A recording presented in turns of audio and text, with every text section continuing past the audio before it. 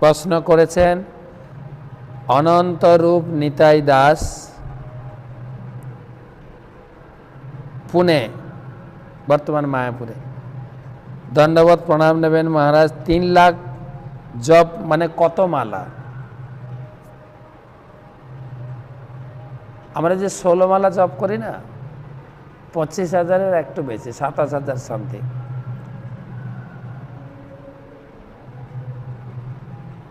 তিন লাখ নাম।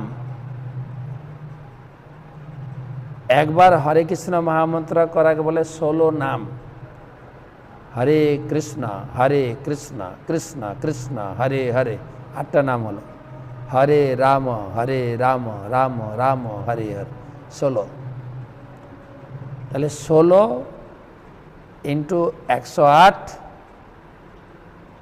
ইন্টু 16, একটা নাম 16, 108টা গুটি 16, আর 16 বার দেখা গেলে আপনি হিসাব করে দেখবেন 27,000 সামথিং।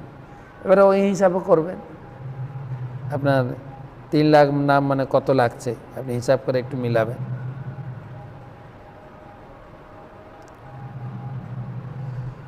পরবর্তী প্রশ্ন, গৌতম, মেদিনীপুর থেকে গৌতম ভগবানকে ভক্তি করে কিন্তু ভক্তকে নয়, তিনি কোন শ্রেণীর ভক্ত? শ্রেণীর তো প্রশ্ন নাই, যিনি ভক্তকে সম্মান করেন না তিনি ভক্তি লাইন থেকে একদম বিচ্যুত। আজকেই আলোচনা হবে, ভগবানকে ভক্তি করে কিন্তু ভক্তকে নয়, তিনি ভক্তি পথ থেকে বিচ্যুত।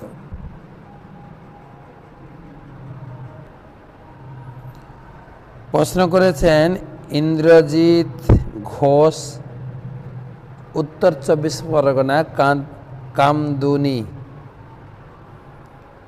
আমার প্রশ্ন এই যে ইসকন আমাদের শিক্ষা দিচ্ছে 11 দিন অন্ন গ্রহণ করা মহাপাপ, তাহলে ইসকন বলছে দ্বাদশীযুক্ত একাদশী করতে, মানে একাদশীর পরের দিন দ্বাদশীটা করতে। তো আগের দিনের একাদশীতে আমরা অন্ন প্রসাদ পাচ্ছি, তাহলে আমরা তো পাপ করছি।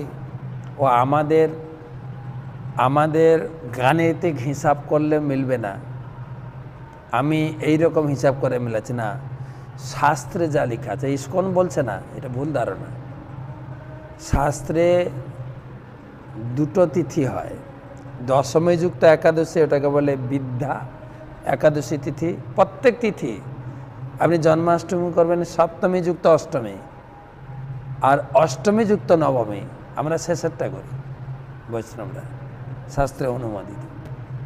তো যেটা আগের দিনের তিথি যোগ হচ্ছে, যেরকম দশমী যুক্ত একাদশী, ওটাকে বলে বিদ্যা একাদশী, আর পরের দিন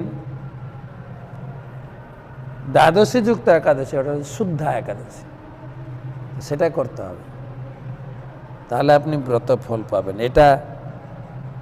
এটা ইসকন বলছে, এটা ভুল কথা, শাস্ত্র বলছে। তারপরে ইন্দ্রলীন দাস, আসাম। আমার একটা প্রশ্ন ছিল, আমি এখন এক জায়গায় আছি যেখানে কোনোভাবেই ভক্তির পদ্ধতি অনুসরণ করতে পারছি না প্রভু, এমন অবস্থায় কি করণীয়? আপনি তো হরিনাম করতে পারেন, গীতা পড়তে পারেন, এগুলো তো করা যায়। যে কোনো মানুষ বই পড়তে পারে, আপনি যদি মালায় জপ করতে পারেন, মনে মনে জপ করতে পারেন, করগুড়ে জপ করতে পারেন। ভক্তি যে কোনো স্থানে যে কোনো পরিস্থিতিতে ভক্তি করা যায়। যজ্ঞ পূজা আদি করা সম্ভব না, কিন্তু মহাপ্রভু যে দিয়ে গেছেন ভক্তি করা, ও আপনি যেখানে থাকেন করতে পারেন।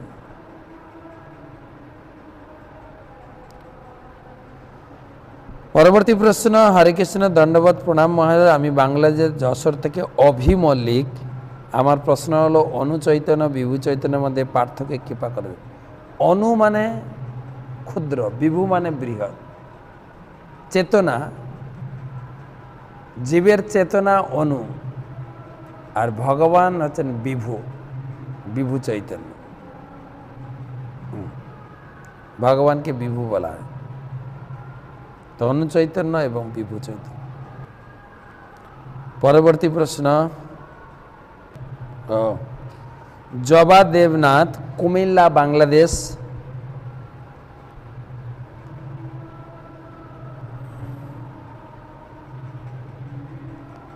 আচ্ছা, ছেঁড়া বা ফুটো তুলসী পাতা কি ভগবানকে দেওয়া যায়?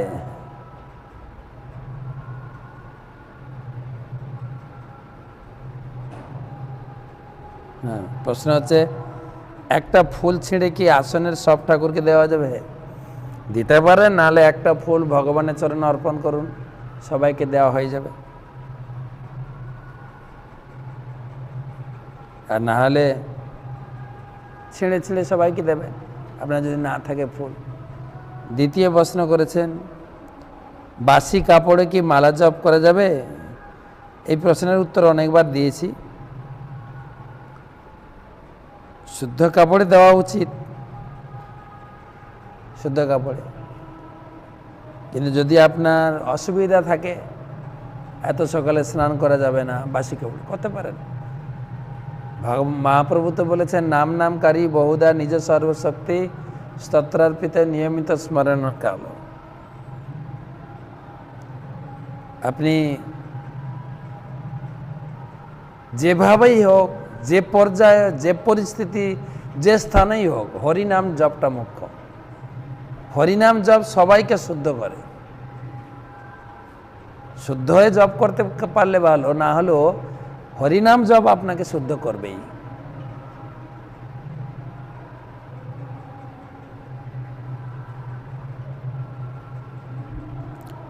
লাস্ট প্রশ্ন, মহারাজ আমরাও কি বাড়িতে গৌর নিতাই পুজো করতে পারবো? কারণ আমরা তো আমিষ আহার করি। তো হরিনাম করুন। পুজোতে কিছু বিধিবিধান আছে। পুজো করতে গেলে আপনাকে কেবল ভগবানের নিবেদিত প্রসাদ খেতে হবে, অন্য কিছু খেতে পারবেন না। তাই বিগ্রহ রাখলে তো আপনাকে নিয়ম মানতে হবে। আর যদি আমিষ ছাড়তে না পারেন, হরিনাম করুন, গীতা পড়ুন, ভগবানকে স্মরণ করুন।